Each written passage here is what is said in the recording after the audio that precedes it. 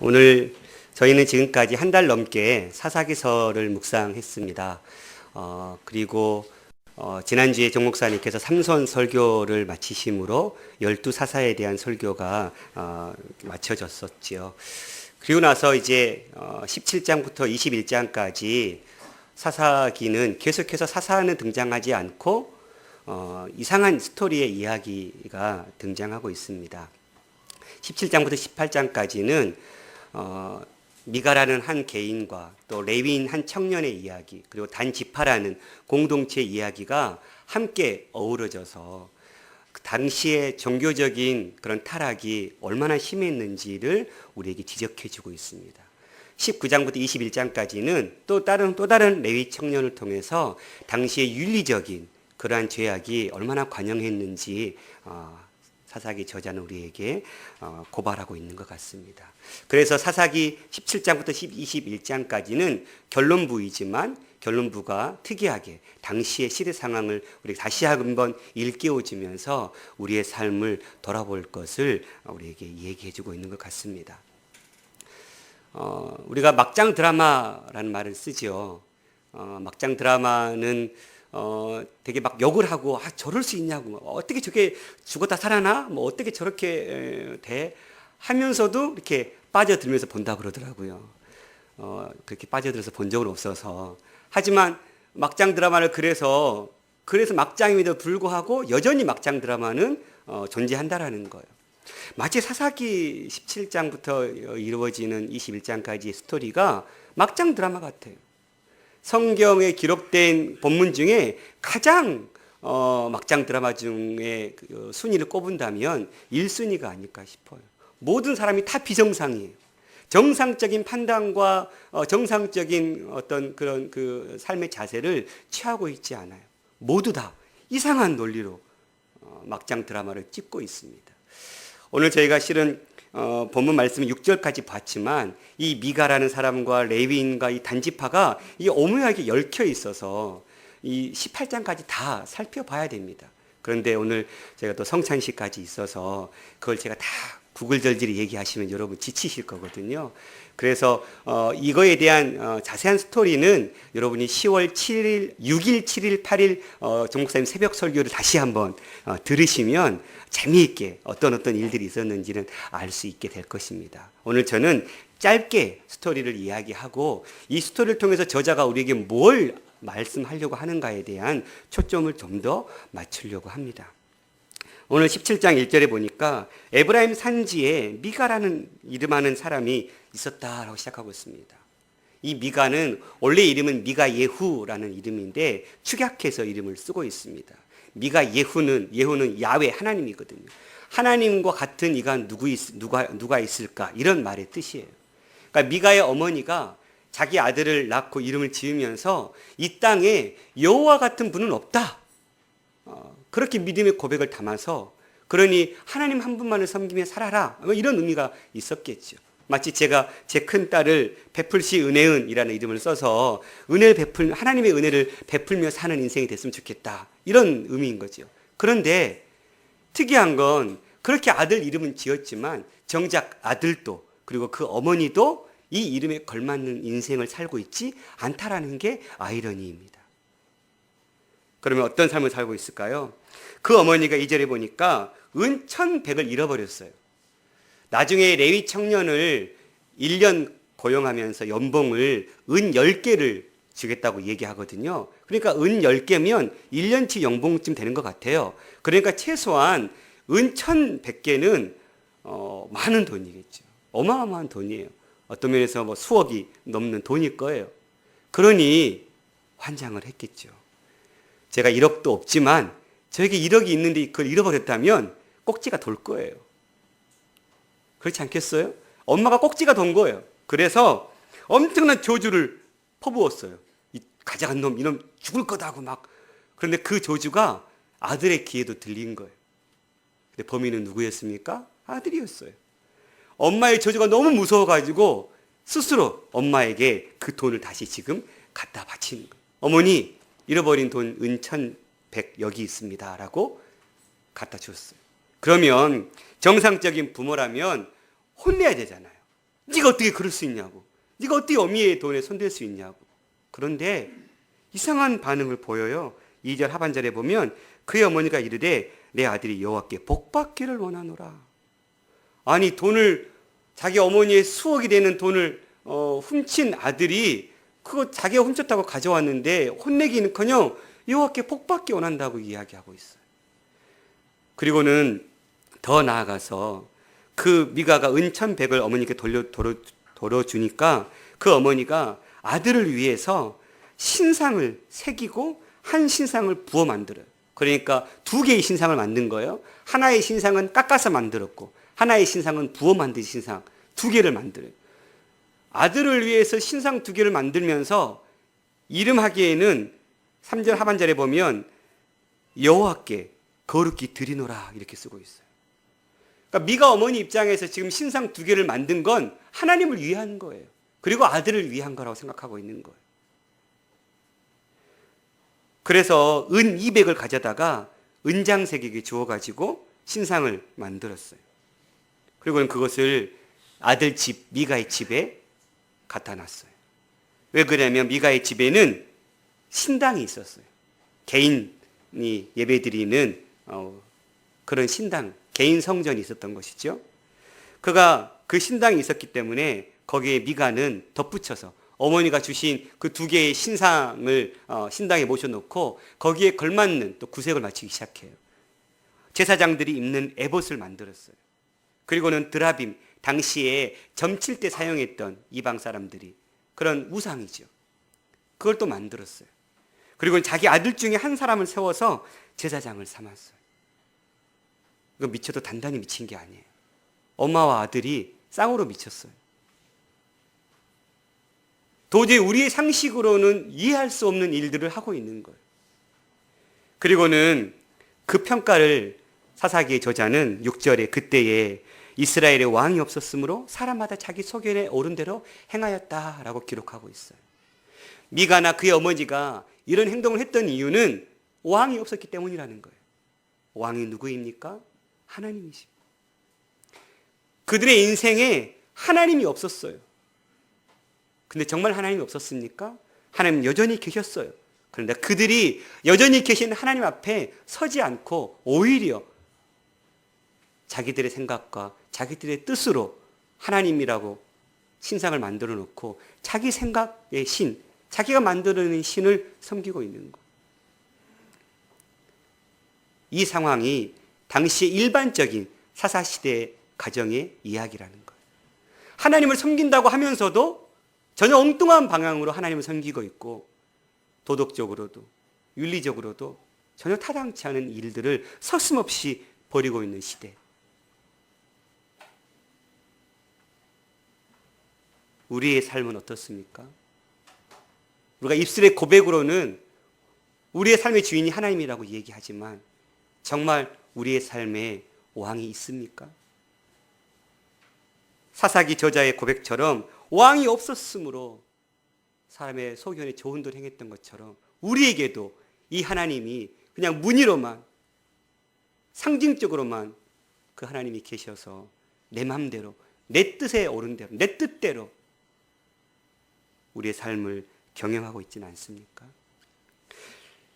이런 미가의 집에 유다 가족에 속한 베들레헴의 한 청년이 찾아옵니다.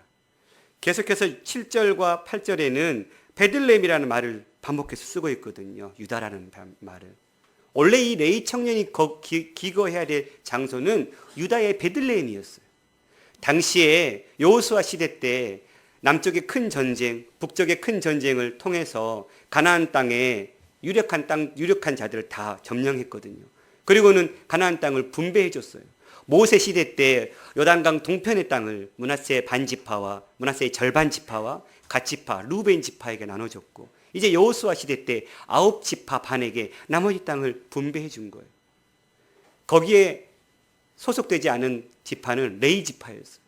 레위 지파는 48개의 성읍에 흩어 살면서 하나님의 말씀을 연구하고 그것을 가르치는 게 그들의 사명이었어요. 왜냐하면 그것이 바로 하나님의 통치였거든. 하나님의 말씀이 다스리는 시대, 하나님의 말씀이 백성 가운데 전해지는 그 나라, 신정 통치의 나라를 주님은 꿈꿨던 것이죠.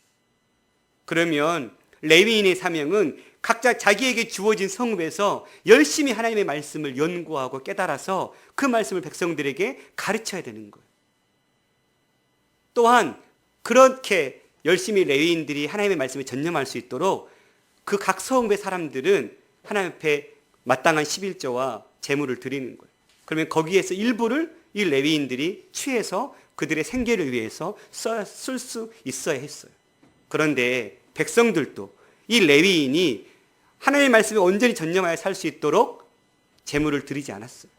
그러니 먹고 살 걱정이 이 청년에게는 지금 놓여 있는 거예요. 당장 먹고 살 게 없는 거예요. 그러니 먹고 살기 위한 길을 떠난 거예요. 하나님의 사명을 망각한 채 자기 먹고자, 자기 살고자 길을 떠나고 있는 거예요. 그러다가 이 미가의 집에 오게 되었습니다. 미가가 그 청년에게 물었습니다. 넌 어디서부터 오느냐? 그가 이르되 나는 유다 베들레헴의 레위인으로서 거류할 곳을 찾으러 가. 자기가 거류해야 될 것은 주님이 정하신 곳에서 거류해야 될 인생이 그 주님의 바운더리를 벗어 던지고 자기가 자기 살 길을 찾아오는 그 거류할 땅을 찾아온 이 레위인 제사장의 신앙의 믿음의 태도가 이러했습니다. 그리고는 그는 미가가 제시한 너가 내 집의 가정제사장, 이건 말도 안 돼요. 레위인은 하나님의 제사장이어야 되잖아요. 하나님의 레위인이에요. 하나님을 섬기는 일에 헌신하게 부름받은 사람들이죠. 그런데 그가 그 하나님을 버리고 한 개인의 제사장으로 취직하고자 하는 거예요. 무엇 때문에요? 한 1년에 해마다 은 10개와 의복 한 벌, 그거 먹을 것을 주겠다고 하는 연봉 협상이 맞아떨어진 거예요. 이 정도라면 아이고 먹고 살 걱정 없겠네. 그래서 너무 흔쾌히, 그래서 레위인이 그 사람과 거주하기를 11절에 보니까 만족하게 생각했다라고 제가 기록하고 있어요. 그냥 어쩔 수 없이 계약 맺은 게 아니에요. 지금 레위 청년 입장에서는 1년에 은 10개와 의복 한 벌과 먹을 것을 제공하는 것은 천국인 거예요. 이런 하나님이 없는 거예요. 자기가 섬겼던 하나님과는 비교할 수 없는 하나님이 되어버린 거예요. 오로지 레위 청년이 꿈꿨던 목적, 인생의 목적은 평안하게 살고 필요한 돈을 얻는데 모든 초점이 맞춰져 있는 인생 같아요. 그리고는 마지막 13절에 결론적으로 미가가 이르되 레위인이 내 제사장이 되었으니, 원래 제사장은 누구였어요? 자기 아들 중에 한 명이었잖아요. 근데 이제 실제로 레위인 출신의 제사장을 세웠으니 여호와께서 내게 복을 더할 거다라고 기록하고 있어요. 레위 청년이 정신이 올바로 바뀌었으면 뭐라고 얘기해야 돼요? 나는 하나님의 제사장이요. 나는 하나님께 부름받은 사람이고 나는 주님을 위해 죽겠다라고 헌신한 사람이요. 내가 어찌 개인의 가정을 위해서 이 일을 하겠소? 정신 차리시오 했어야 해요. 그런데 너무 멋지게 물질 앞에 타협하는 거예요. 그럼 단지파는 어떻습니까? 원래 단지파는 여호수아서에 보면 7번째로 이 지역을 땅을 분배받은 사람이에요. 지역이었어요. 그 지역은 땅이 남쪽 전체 지역을 유다 지파가 분배받거든요. 그 유다 지파 속에 시므온 지파가 들어가 있어요. 그리고는 그 유다 지파 맨 끝 지중해가 다 있는 그 부분, 블레셋 땅이 있는 그 지역이 바로 단지파의 지역이었어요.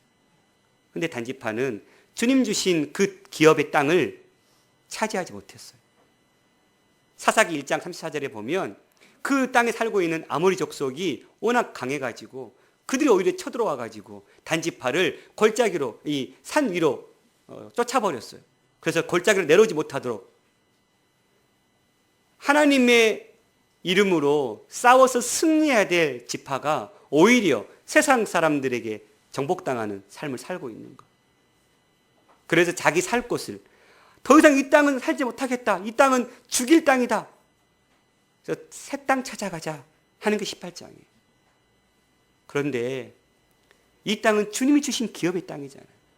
하나님이 이 땅에서 살라고 명령하신 거예요. 어떻게 해요? 그 땅의 백성들을 쫓아내면서.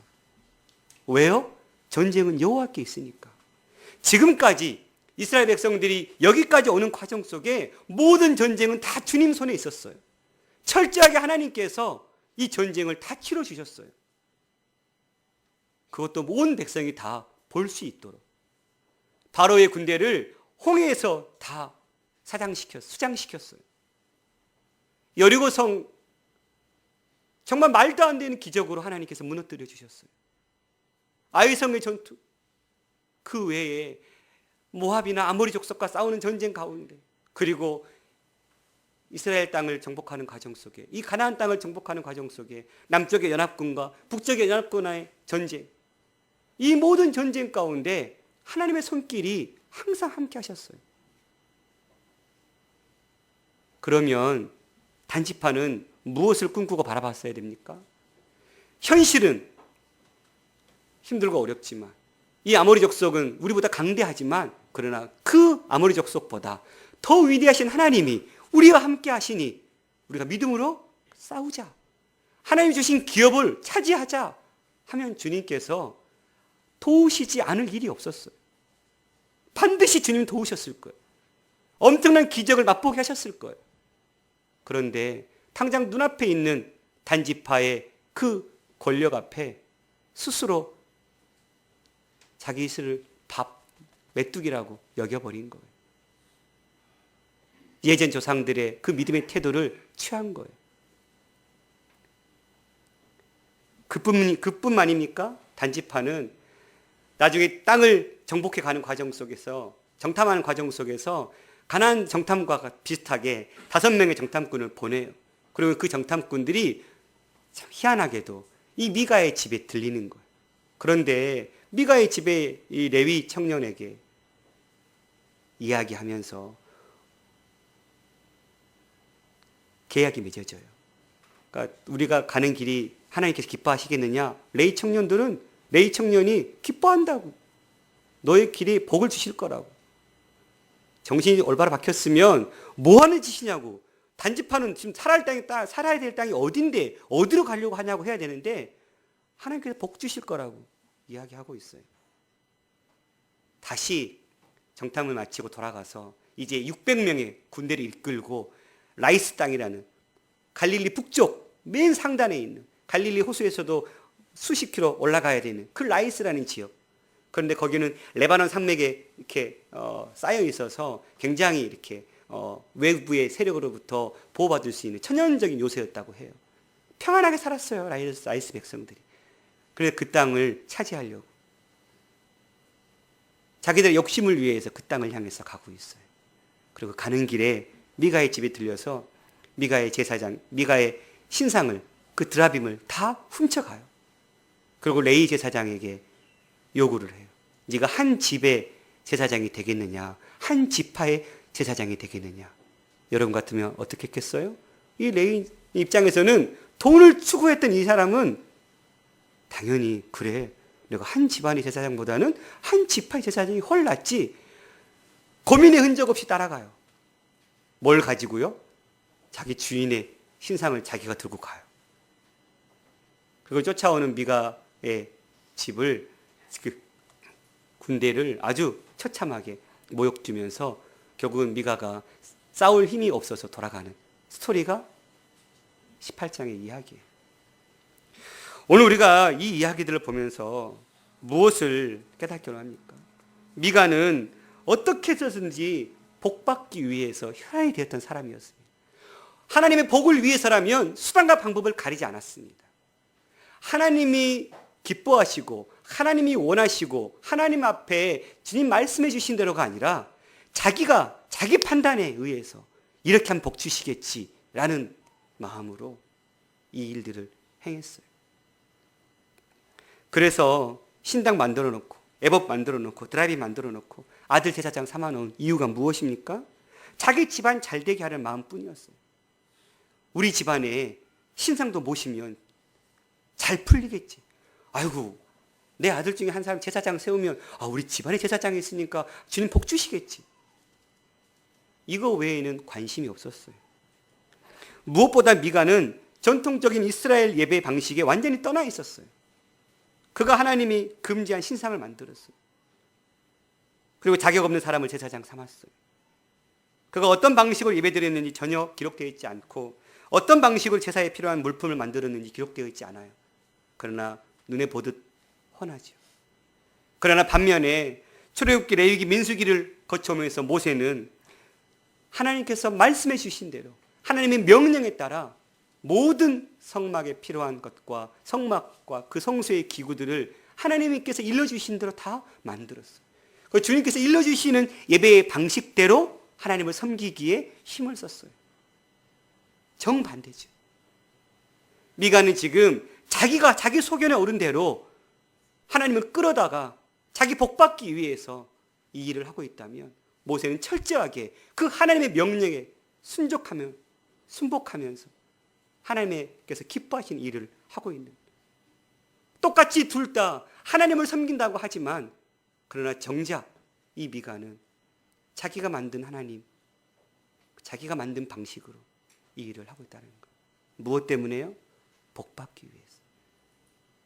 그래서 더 큰 복을 받기 위해서라면 레위인 출신인 제사장을 내 가정에 제사장 세우면 더 복주겠지 해서 레위인을 제사장 세운 거예요. 그 다른 이유가 없어요. 더 복받기 위해서. 한국교회는 어떻습니까?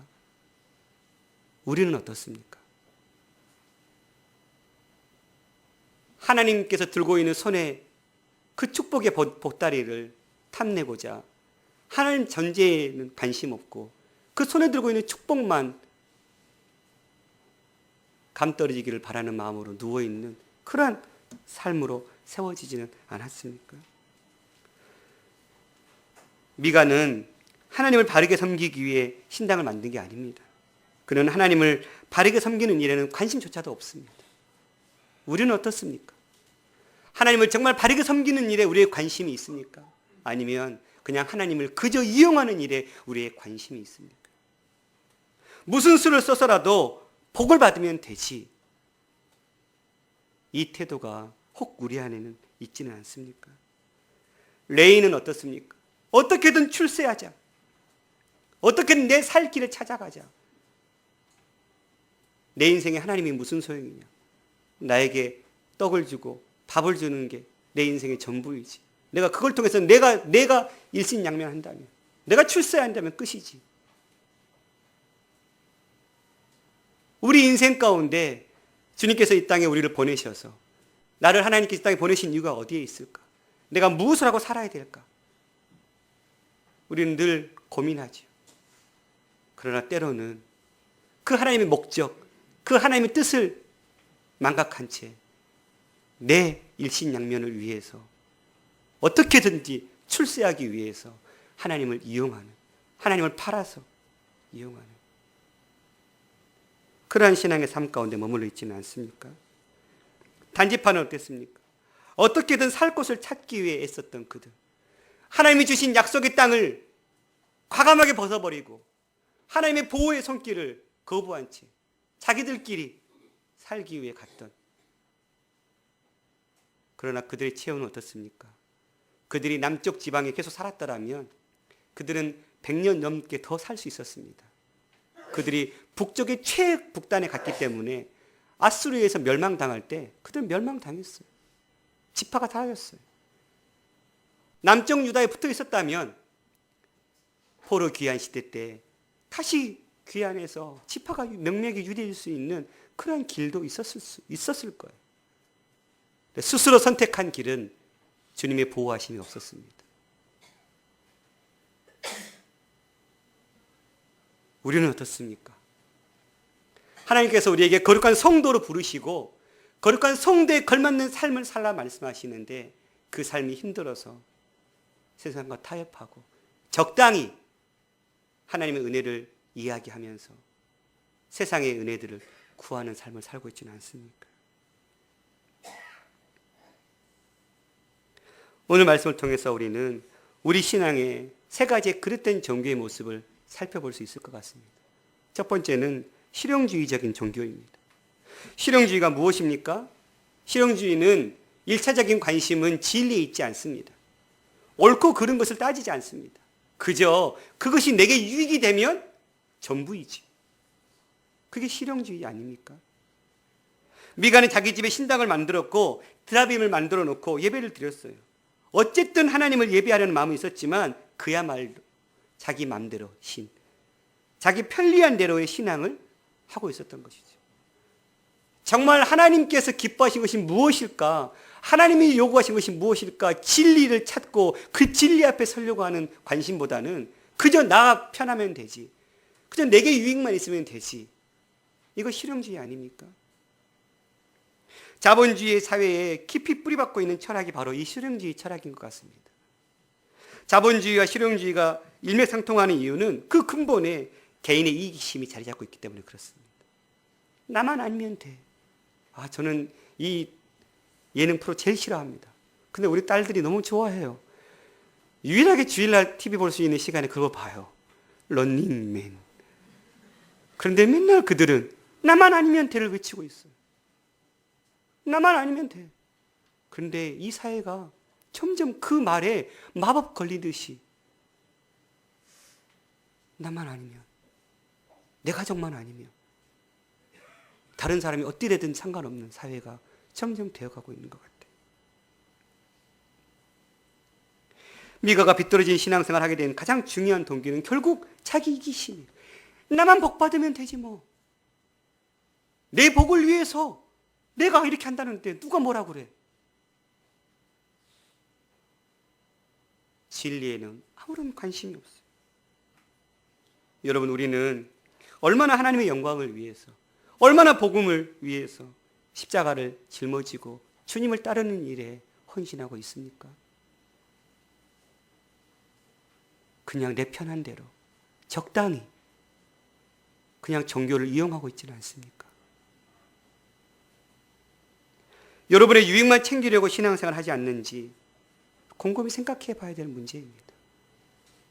내가 지금 주 앞에 나와 있는 이유가 정말 그분을 예배하기 위해서, 내가 마땅히 예배받기 합당하신 주님이시기에 내 마음과 정성을 다해서 그분을 예배하고자 나온 발걸음인지, 아니면 왠지 나오지 않으면 이번 주에 뭔 일 생길 것 같고, 왠지 예배 안 드리면 내 자식이 좋은 일을 못할 것 같고, 이런 인본적인, 극히 자기 개인의 이기심으로만 하나님 앞에 서 있다면 그 예배 정말 주님 기뻐 받으실까요?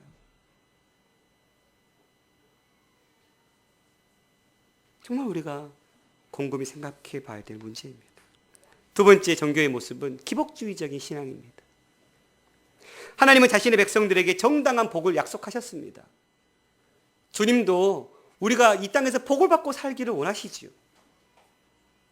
찌질이 가난하게 먹을 것 없이 궁색맞게 사는 삶을 주님 기뻐하시지는 않을 겁니다.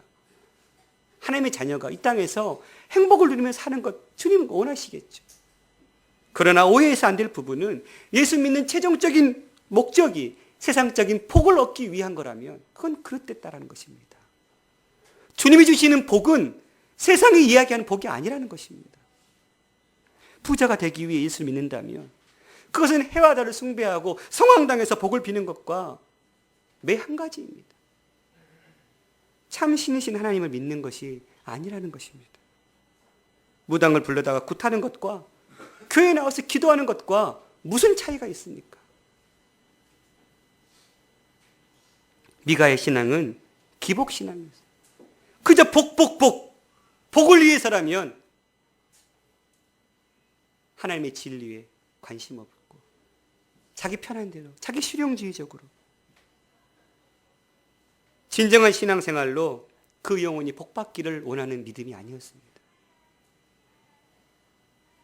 하나님보다 복이 그에게 먼저 있었죠. 하나님 손에 들고 있는 그 축복이 더 커 보인 거예요. 그 하나님이 보인 게 아니라. 오늘 이 말씀을 대하면서 미가를 비판하기 전에 우리 모습에는 이러한 기복적인 신앙은 없는지 돌아봐야 할 것입니다. 특히 우리 한국 교회는 이 기복주의적인 신앙이 강합니다. 우리 민족이 이 미신에 강한 민족이기 때문에 정말 종이 한 장 차이로 정상적인 주님 기뻐하신 진리의 신앙이 될 수 있고 종이 한 장 차이로 기복적인 신앙이 될 수 있다는 사실입니다.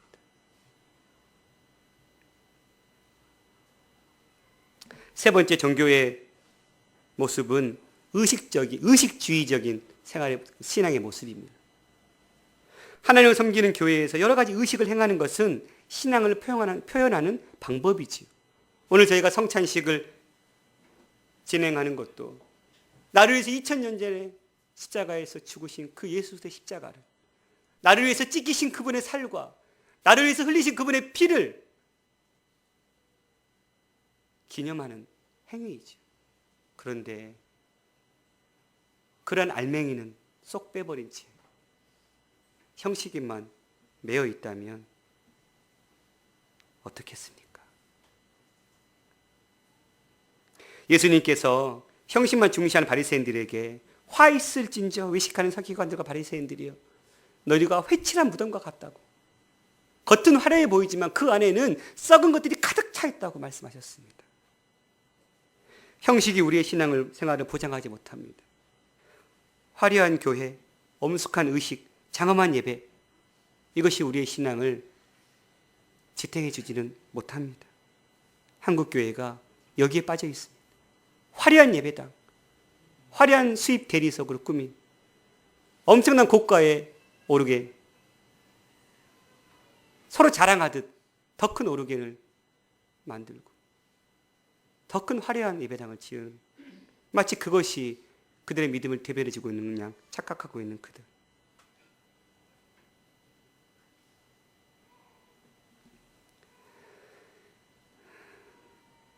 미가와 그 어머니는 형식을 갖추는 데는 엄청 신경을 쓴 것 같아요.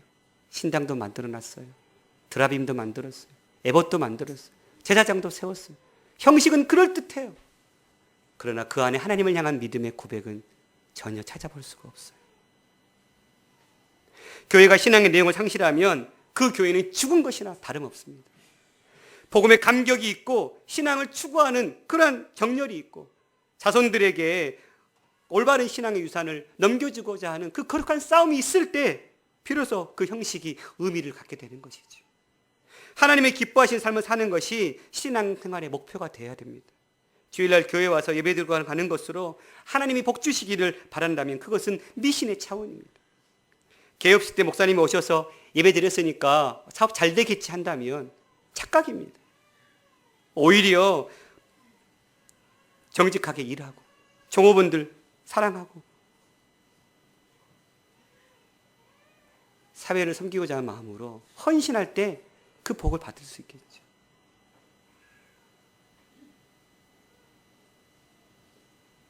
예전에 많이 십자가를 마치 그게 부적인 양, 물론 저도 십자가를 차에다가 매달아 놓을 때가 있었어요. 그때의 마음은 부적의 마음이 아니라 정말 정직하게 내가 혹시라도 이렇게 운전하면 이렇게 욱하는 성질이 나오잖아요. 근데 제가 목사인데 나오면 안 되잖아요. 화냈는데 집사님이 그러면 안 되잖아요. 십자가를 걸어놓고 내가 누군지를 늘 기억하려고. 근데 떼었어요. 왜냐하면 본의 아니게 위법할 때도 있고 본의 아니게 실수할 때도 있더라고요. 그래서 떼었어요. 근데 여러분, 많은 이들이 정말 이 십자가 걸어놓으면 사고 안 날 거라 생각한다면 그거 우상입니다. 그거 아무 소용없어요. 사랑하는 성도 여러분, 오늘 사사기의 저자가 우리에게 알려주고 있는 이 사사기의 이 엄청난 막장 드라마가 불행하게도 지금 우리 한국교회 현실인 것 같습니다. 지금 우리 한국교회 크리스찬들의 현실인 것 같아요.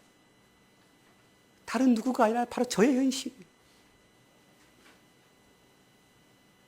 하나님을 사랑해야 될 목사가 하나님보다 더 다른 걸 사랑할 때가 많은 것 같아요. 하나님이 원하시는 정말 그 말씀을 깊이 깨달아서 하나님이 요구하시는 삶을 살아야 될 텐데 내 편할 대로 내 마음대로 살 때가 얼마나 많은지 모르겠어요. 때문에 한국교회가 능력을 잃어버린 것 같아요. 더 이상 한국교회에 소망이 없어요. 무엇 때문에요? 실용주의적인 신앙, 기복주의적인 신앙, 의식주의적인 신앙에 매여있기 때문에 그런 거 아니겠습니까? 사랑하는 성도 여러분, 오늘 우리가 이 말씀 앞에 저와 여러분의 가슴을 찢어냅시다. 우리 모습 속에 조금이나마 하나님을 이용해서 내 이성만 채우려 하는 모습이 있다면, 오늘 우리의 모습 속에 하나님의 복을 받기 위해서 전전긍긍하고 있는 모습이 있다면, 오늘 우리 모습 속에 신앙의 알맹이는 채우고 가꾸는데 열정을 쏟지 않고 그저 남에게 보이는 신앙의 껍데기에만 관심이 놓여있는 부분들이 있다면 철저하게 주님 앞에 벗겨내었으면 좋겠습니다. 주님은 악은 그 모양이라도 버리라고 그랬습니다. 왜요? 하나씩 양보하다 보면 그 악에게 잠식당하기 때문에 그렇습니다. 오늘 이 말씀 앞에서 저와 여러분이 철저하게 우리 삶을 돌아보는 복된 시간 될 수 있기를 간절히 소망합니다.